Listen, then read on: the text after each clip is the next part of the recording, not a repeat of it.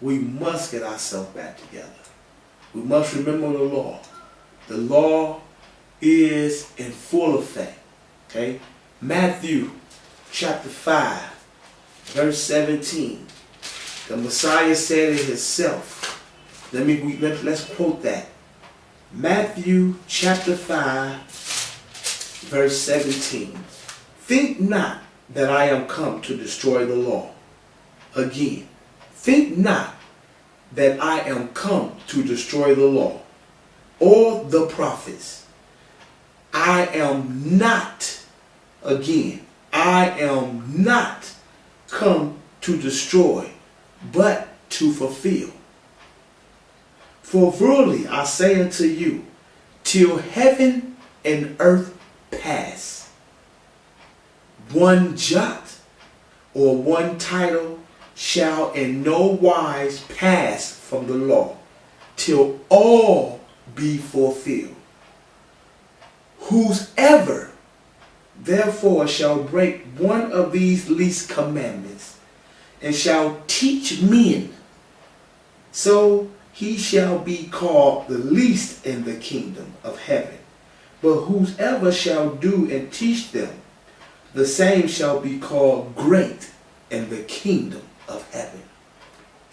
Therefore, my brothers and sisters, this I will teach you, that the law, not one title, sacrifices, penalties, marriage, nothing, the form of government has not been destroyed, as it was confessed and said by the Messiah himself in Matthew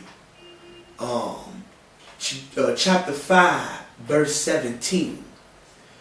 Not one jot or one title shall in no wise pass from the law till all be fulfilled. So therefore, my brothers and sisters that's out there have teaching law, saying that this law exists, but this penalty don't exist. This marriage exists, but this don't exist. We don't have to sacrifice. We don't have to do this because of that and this. Well, if all that was so, then that would contradict everything that is written by the Messiah himself. So therefore, my brothers and sisters, I'm not going along with it. The law is good. All parts of it. I recommend that we come together, get our leadership going, find this governor, and get our law back get our law and ourselves back in order up under the umbrella of the Most High. With all that being said, we're going to move on to the next issue. Moving on to the next issue, I definitely want to touch on a serious issue about my brother and sister out here bearing false witness against thy brothers. Me particular. I'm not going to go too much into the detail because the Most High already know the situation at hand on that. But I do want to elaborate some scriptures as well as some testimony. Now to my sister, I don't know you, you don't know me, we're not even from the same area nor the same state. You're making very, very serious accusations. And the thing about it is you must not seem to understand the accusations that's already out here about you. How you only worthy of 200 pounds. How, you whoredom yourself, which that's the talk amongst us brothers, which justified why no one is trying to seek you. And I think you a nice looking young lady. And I was curious to why would no one want to seek a nice single young Judette with no children, no husband. But according to many, you have chose to play the whoredom role. which we know what the Most High said about that. Now, I don't know how true that is, but I do know one thing. The accusations that you're making against me are very, very far left to my purpose, my quest, my mission, to everything that I have given up and even relocated with my family and wife. To my brother that supports her accusations and help bear false witness as well, and even tried to play Captain Satan. You need to first think, brother. Your actions is very far left. Since I've been here, stood in the way of two physical altercations with you and Egyptians because you react without thinking. Such as the same reaction that you brought to my home.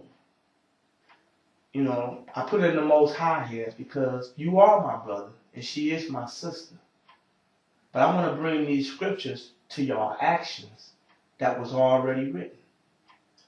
Because unlike you, I can stand before the Most High to your accusations and know that they are false, and he do too. In fact, he was a witness to the conversation that you took and bear false witness to, because it was about his law. And it was about the protection of protecting not only my sisters, but my brothers, but the whole nation and congregation in whole. Because many of us want the laws, but don't want the penalties. So I want us to turn right now to Exodus 20 and 16.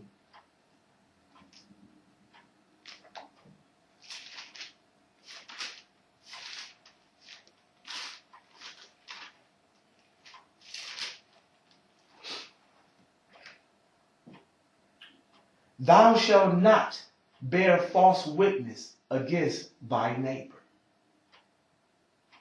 Deuteronomy 5 and 20.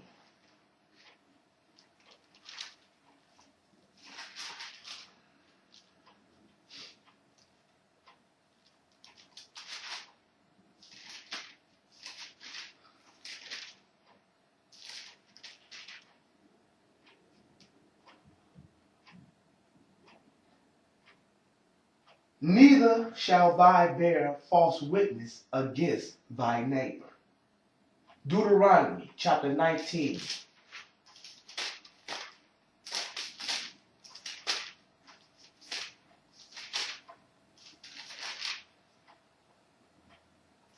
Let's start from verse 16 and read this through to 21.